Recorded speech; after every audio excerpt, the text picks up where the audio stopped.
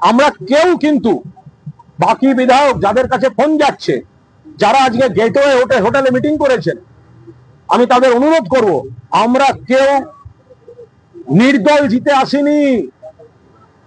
একজন 70 বয়সী ভদ্রমহিলা, 70 বছর বয়সী, তাকে খাটিয়ে ছুটিয়ে তার ছবি দিয়ে তার প্রচার করিয়ে তারপরে আমরা এসছি এখানে। ফলে একটা লোকের বিবেক বলে কিছু থাকা উচিত। দলকে যদি কোনো সাজেশন থাকে, দলকে ঢেলে সাজানো সুযোগটা দিন নেত্রীকে। তার আগে এইসব লোকের পাল্লায় পড়বেন না, এরা শুধু নিজেদের স্বার্থ জানে। সে তো যারা গেটওয়েতে গেছে তারা বলতে পারে, আমি অত কিছু জানি না। হতে পারে, কিন্তু এই যে দল ভাঙানোর খেলা চলা বা এই যে আপনি যে প্রশ্ন করছেন, তার জন্য আপনার প্রশ্নের উত্তরে বলি, এর জন্য আমি বিজেপিকে আগে বেশি দোষ দিতে যাব না। যে সুবিধাবাদী গুলো এর জন্য বসে আছে, আমি তো তাদের দিকে আগে যাব। বিজেপি একসময় চোখদান মেলা করতো দিলীপ বাবুর আমলে, ডেকে ডেকে লোক নিয়ে নিত। আজকে মুখ্যমন্ত্রীও তো আগে তৃণমূলেই ছিলেন, তো বিজেপি নেয়নি। এরপরে আমরাও আবার ওদের নিয়েছি। এবার বিজেপি হয়তো নিতে চেষ্টা করছে, আমি ওদের ওই নীতি কথা পরে হবে, আমি ওদের দোষ দিচ্ছি না। দোষ তো এই লোকগুলো যারা বসে আছে এই টোপটা নেবে বলে, গাজরটা খাবে বলে।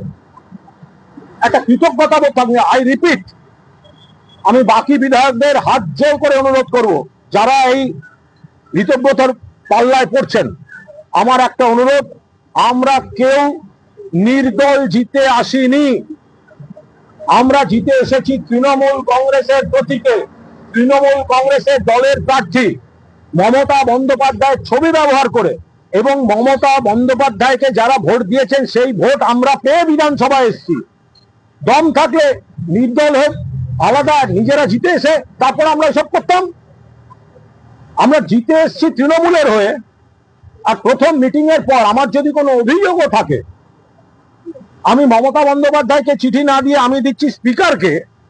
এ হয় নাকি কখনো এত বড় দল বিরোধী কাজ? কিন্তু যদি কারুর কোনো ভুল ত্রুটি মনে হয়, তাহলে সেটা আগে তো নেত্রীকে জানানো উচিত। নেত্রী তো সই সংগ্রহে ছিলেন না, নেত্রী সই সংগ্রহে ছিলেন না, এবং সবাই ছিলেন।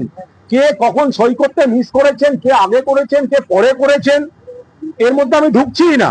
আমাদের প্রয়োজনীয় যত সংখ্যক বিধায়ক, তার থেকে বেশি বিধায়ক আমাদের আছে।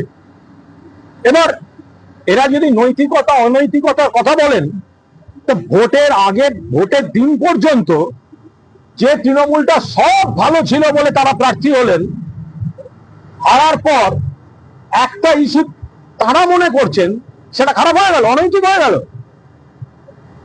20 দিন হয়নি, 20 দিনের এমএলএ তারা আজকে এই বিশ্বাসঘাতকতা।